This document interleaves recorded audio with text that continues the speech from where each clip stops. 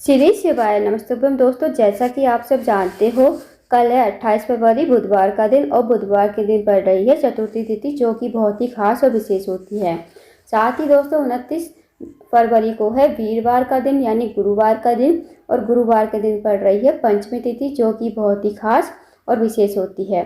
पूज्य गुरु जी पद्म मिश्रा जी ने कुछ विशेष उपाय बताए हैं जो आपको बुधवार और वीरवार के दिन करने हैं। इन उपाय को अवश्य कीजिएगा। अगर आपकी कोई भी मनोकामना है जो काफ़ी दिनों से पूर्ण नहीं हो रही है, या फिर आपकी मनोकामना धन को लेकर हो, व्यापार को लेकर हो, नौकरी को लेकर हो, या फिर आपके जीवन में कोई समस्या चल रही है, बड़ी से बड़ी समस्या चल रही है, तो इन उपाय को करने से आपकी समस्याएं भी समाप्त हो जाएंगी। साथ ही साथ आपकी जो भी मनोकामना होगी वो अवश्य ही पूर्ण हो जाएगी। पूज्य गुरु जी की कथा को सुनकर उपाय को अच्छे से समझाने का प्रयास करेंगे। तो आइए दोस्तों जानते हैं पहला उपाय कैसे करना है। दोस्तों, पहला जो उपाय है वो है विशेष मनोकामना पूर्ति के लिए। यदि आपकी कोई विशेष मनोकामना काफ़ी दिनों से पूर्ण नहीं हो रही है, आपने सभी प्रकार के नियम उपाय पशुपति के व्रत कर लिए, फिर भी आपकी इच्छा जो है पूर्ण नहीं हुई है, या फिर आपके किसी कार्य में रुकावट आ रही है, आपका कार्य जो है पूर्ण नहीं हो रहा है, तो इस विशेष उपाय को अवश्य कीजिए। इस उपाय को करने के लिए सबसे पहले आपको लेने हैं 7 हरे मूंग के दाने। साथ ही आपको लेना है 1 लोटा जल तांबे के पात्र में। अब जो आप 7 हरे मूंग के दाने लोगे वो कहीं से खंडित नहीं होने चाहिए, इस बात का ध्यान रखें। अब दोस्तों इन्हें लेकर पहुंच जाओ आप शिव जी के मंदिर में।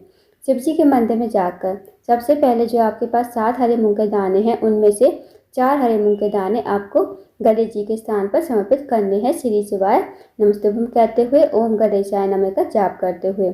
अब दोस्तों आप सबको बता दें कि शिव जी का जो पूरा परिवार है वो जलाधारी पर ही विराजमान है। अब गणेश जी का स्थान जो होता है जलाधारी के राइट साइड पर होता है, तो वहाँ पर आपको 4 हरे मूंग के दाने ओम गणेशाय नमः का जाप करते हुए समर्पित कर देने हैं। अब दोस्तों आपके पास बचे 3 हरे मूंग के दाने, उनमें से आपको 1 हरा मूंग का दाना माता अशोकसुंदरी के स्थान पर समर्पित करना है, श्री शिवाय नमस्तुभ्यम कहते हुए। अब दोस्तों माता अशोकसुंदरी जो है शिव जी की सबसे छोटी और प्रिय पुत्री हैं। माता अशोकसुंदरी का स्थान जलाधारी के बीचों बीच में होता है, नाग देवता की तरह बनी हुई होती है, मोटी सी लाइन होती है, वही माता अशोकसुंदरी का स्थान होता है। तो वहाँ पर आपको ये जो 5 ही हरे मूंग का दाना है वहाँ पर आपको समर्पित कर देना है। अब जो छठा हरा मूंग का दाना है वो आपको नंदी बाबा का जो उठा हुआ पैर होता है ना, वहाँ पर आपको श्री शिवाय नमस्तुभ्यम कहते हुए नंदी बाबा के उठे हुए पैर पर समर्पित कर देना है। अब दोस्तों जो आपके पास एक हरा मूंग का दाना बचा है और 1 लोटा जल बचा है, सबसे पहले आपको थोड़ा सा जल सबसे पहले गणेश जी के स्थान पर, फिर भगवान कार्तिक के, फिर माता अशोकसुंदरी, फिर पार्वती जी के हस्त कमल पर। अब जो 1 हरा मूंग का दाना बचा है और थोड़ा सा जल जो बचा है, वो हरा मूंग का दाना आपको लोटे के जल में डाल देना है। फिर आपको इस लोटे के जल को श्री शिवाय नमस्तुभ्यम कहते हुए शिवलिंग के ऊपर समर्पित कर देना है, और आपको मन ही मन अपनी मनोकामना बोलनी है। जो भी आपकी मनोकामना है, विशेष मनोकामना है, उस मनोकामना को बोलिए और भगवान को प्रणाम करके विनती करके आपको अपने घर पर आ जाना है। दोस्तों बहुत ही अचूक विशेष उपाय है बुधवार के दिन करने वाला। इस विशेष उपाय को अवश्य कीजिएगा। अब जानते हैं अगले उपाय के बारे में। दोस्तों अगला जो उपाय है वो है धन प्राप्ति के लिए। यदि आपके जीवन में धन की बहुत ज़्यादा कमी है, व्यापार में वृद्धि नहीं हो रही है, या फिर आपके जीवन में पैसों की बहुत ज़्यादा तंगी है, आर्थिक समस्या से बहुत ज़्यादा परेशान हो, तो इस उपाय को अवश्य कीजिए। इस उपाय को करने के लिए सबसे पहले आपको लेने हैं 5 गेहूं के दाने लेने हैं आपको। साथ ही आपको लेना है 1 लोटा जल तांबे के पात्र में। अब आप इन्हें लेकर पहुँच जाए शिव जी के मंदिर में। इस उपाय को आप सुबह से लेकर शाम तक कभी भी कर सकते हो। शिव जी के मंदिर में पहुंचकर जो आपके पास 5 गेहूं के दाने हैं, उनमें से 4 गेहूं के दाने आपको गणेश जी के स्थान पर समर्पित कर देने हैं, ओम गणेशाय नमः का जाप करते हुए। फिर आपको गणेश जी से प्रार्थना करनी है अपने बच्चों के ज्ञान बुद्धि विवेक की प्राप्ति के लिए। उसके बाद जो आपके पास 1 लोटा जल बचा है और 1 गेहूं का दाना है, वो आपको लोटे के जल में ही डाल देना है। इस लोटे के जल को आपको श्री शिवाय नमस्तुभ्यम कहते हुए शिवलिंग के ऊपर धीरे धीरे समर्पित कर देना है। आपको इतनी धीरे से जल समर्पित करना है ताकि आप 11 बार श्री शिवाय नमस्तुभ्यम का जाप कर सको। उसके बाद आपको प्रार्थना करनी है अपने जीवन में धन की वृद्धि के लिए, धन प्राप्ति के लिए। हमारे घर में माता लक्ष्मी का वास हो और माता लक्ष्मी हमारे घर में हमेशा वास करें। दोस्तों यकीन मानिए, यदि इस उपाय को करते हो बुधवार के दिन, तो हमेशा आपके घर में लक्ष्मी जी का वास होगा और आपके घर में कभी धन की कमी नहीं होगी। तो इस विशेष उपाय को अवश्य कीजिएगा। अब जानते हैं दोस्तों गुरुवार के दिन करने वाले कुछ विशेष उपाय के बारे में। यदि दोस्तों आपका गुरु ग्रह मजबूत है, अगर आपका गुरु ग्रह मजबूत होगा ना, तो आपके जो सारे कार्य होंगे वो पूर्ण होते चले जाएंगे। आपका जो विवाह होगा वो टाइम पर हो जाएगा, आपकी नौकरी भी टाइम पर लग जाएगी, आपकी शिक्षा टाइम पर हो जाएगी, आपके किसी कार्य में बाधा नहीं आएगी, अड़चन नहीं आएगी अगर आपका गुरु ग्रह मजबूत है। अगर आपका गुरु ग्रह मजबूत नहीं है तो आपके हर कार्य में बाधा आएगी, आपको नौकरी ढूंढने से भी नहीं मिलेगी, और ना ही आपका विवाह टाइम पर होगा, और ना ही आपकी शिक्षा टाइम पर हो पाएगी। दोस्तों यदि आप गुरु ग्रह को मजबूत करना चाहते हो, साथ ही अपने दुर्भाग्य को दूर करना चाहते हो, अपने जीवन में सौभाग्य की वृद्धि करना चाहते हो, तो इस विशेष उपाय को अवश्य कीजिए।